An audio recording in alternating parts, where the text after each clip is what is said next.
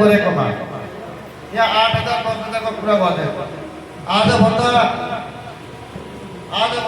15 वर्ष अगाडिदेखि हामीलाई थाहा छ कतिपय पाले धेमाजी जिल्लामा भोटार्स मात्रै हामीलाई 40,000 छ भनेर हामीलाई थाहा छ।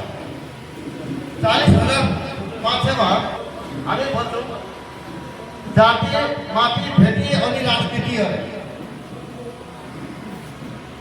अब माटोकै अधिकार छैन तपाईँ राजनीति गरेर या ठुलो नेता गरेर के गर्नुहुन्छ? ठुलो नेता भएर यहाँ टोपी खदा लगाएर मात्रै राजनीतिको विषय बुझेर म जति जातिको समाधानै गर्न सक्दिनँ त्यही त भइरहेको अहिले।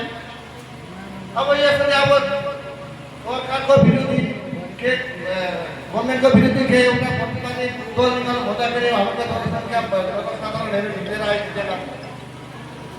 योभन्दा त दुःखद खबर त केही पनि हुन सक्दैन जस्तो लाग्छ मलाई।